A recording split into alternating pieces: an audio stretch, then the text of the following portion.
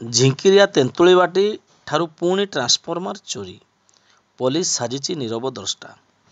ମୋରଡ଼ା ଥାନା ଅନ୍ତର୍ଗତ ଝିଙ୍କିରିଆ ତେନ୍ତୁଳିବାଟିଠାରେ ଥିବା ଟ୍ରାନ୍ସଫର୍ମର ଚୋରି ହୋଇଥିବା ଲିଖିତ ଅଭିଯୋଗ ହୋଇଛି। ସୂଚନାଯୋଗ୍ୟ ଯେ ତେନ୍ତୁଳିବାଟିଠାରେ ଥିବା 16 କେଭି ଟ୍ରାନ୍ସଫର୍ମରକୁ ଗତକାଲି ବିଳମ୍ବିତ ରାତିରେ ଦୁର୍ବୃତ୍ତମାନେ ଚୋରି କରି ନେଇଯାଇଥିବାର ଜଣାପଡ଼ିଛି।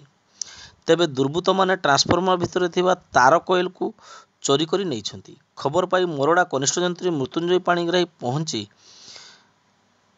ତଦନ୍ତ କରିବା ସହିତ ପରେ ଏନେଇ ମୋରଡ଼ା ଥାନାରେ ଲିଖିତ ଅଭିଯୋଗ କରିଛନ୍ତି। ତେବେ ଉକ୍ତ ଟ୍ରାନ୍ସଫର୍ମର କଏଲ ଅଧିକ ଓଜନ ଥିବାରୁ ଚୋରମାନେ ନିଶ୍ଚିତ ଗାଡ଼ି ସାହାଯ୍ୟରେ ନେଇଥିବାର ଅନୁମାନ କରାଯାଉଛି।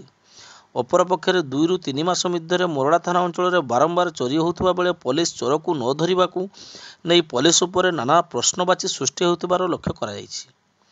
ପୋଲିସର ନିଷ୍କ୍ରିୟତା ଯୋଗୁଁ ଏପରି ବାରମ୍ବାର ଚୋରି ହେଉଥିବା ଖୋଲାଖୋଲି ଆଲୋଚନା ହେଉଥିବା ବେଳେ ବିଦ୍ୟୁତ୍ ବିଭାଗ ଏସ୍ଡିଓ ନାରାୟଣ ବେହେରା ମଧ୍ୟ କ୍ଷୋଭ ପ୍ରକାଶ କରିଛନ୍ତି।